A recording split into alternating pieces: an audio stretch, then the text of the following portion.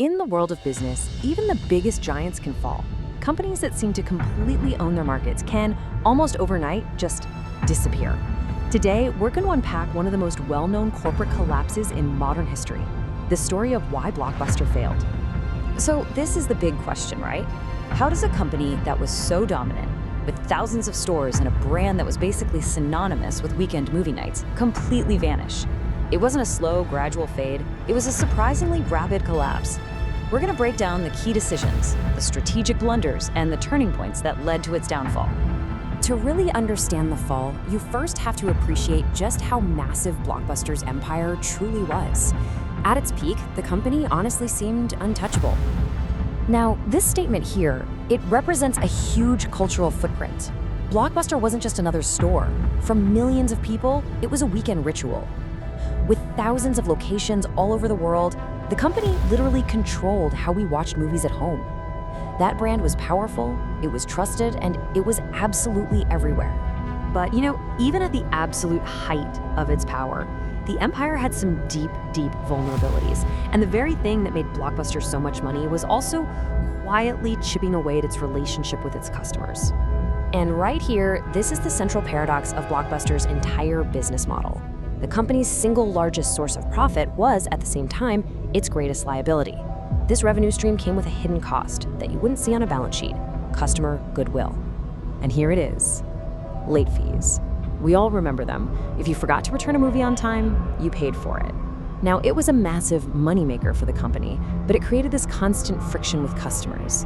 People hated being penalized, and that frustration, it just built up, year after year, damaging the brand and creating a perfect opening for a new kind of competitor, one that promised a much friendlier way of doing things.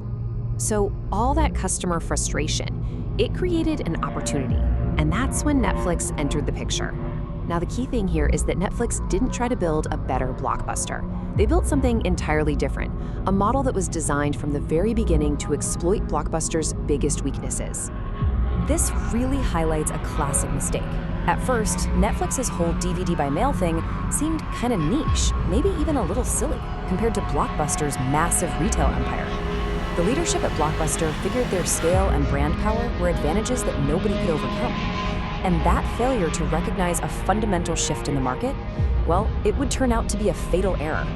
You see, Blockbuster's greatest strength, that huge physical footprint, very quickly became its greatest weakness. Having thousands of stores meant enormous fixed costs. We're talking rent, maintenance, utilities, and of course, staffing for every single one of those locations. As the world started moving online, these stores became expensive anchors, just holding the company back. And when you put the two models side by side, the strategic difference is just stark. Blockbuster's model was asset heavy. It was expensive and very slow to adapt because it was tied to all that physical real estate. Netflix, on the other hand, was asset light and incredibly nimble with dramatically lower overhead. With no stores to run, Netflix could innovate and respond to what customers wanted much faster. Blockbuster just couldn't keep up. The company's downfall wasn't really because of one single bad decision. Instead, it was a whole series of critical errors and delayed reactions, and they all stemmed from a leadership team that just seemed unable to make the bold, necessary moves. Blockbuster's leadership was facing what's known as the innovator's dilemma. To really embrace a new digital model would have meant competing with and probably destroying their own very profitable retail business. And in the end, they chose to protect what they already had. They prioritized the present over the future. This timeline of the shift to streaming really tells the story.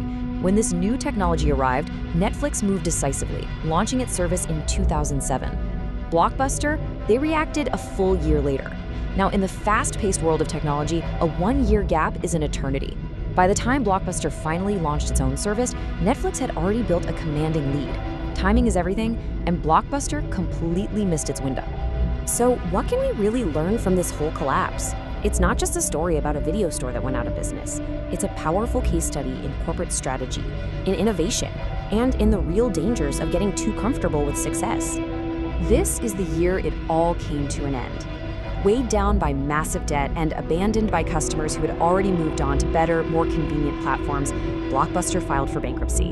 An industry giant, a cultural icon, was gone. So in the end, Blockbuster's failure wasn't really about one single mistake. It was a consistent pattern. First, ignoring the massive changes happening in both technology and what customers wanted. Second, completely underestimating a smaller, nimbler competitor. And third, just clinging to a successful but outdated business model for far too long. And this really leaves us with a final, pretty critical question. The story of Blockbuster is a powerful lesson, and it's just as relevant today as it was a decade ago. It forces us to look around and ask, which of the dominant companies of our time might be ignoring the next big change, or underestimating a new disruptor, or maybe just holding on a little too tightly to the things that made them successful in the past? Because if Blockbuster proved anything, it's that innovation is relentless. This is CorpFile, inside the world of big brands. Subscribe to explore the real stories behind the companies that shape our world.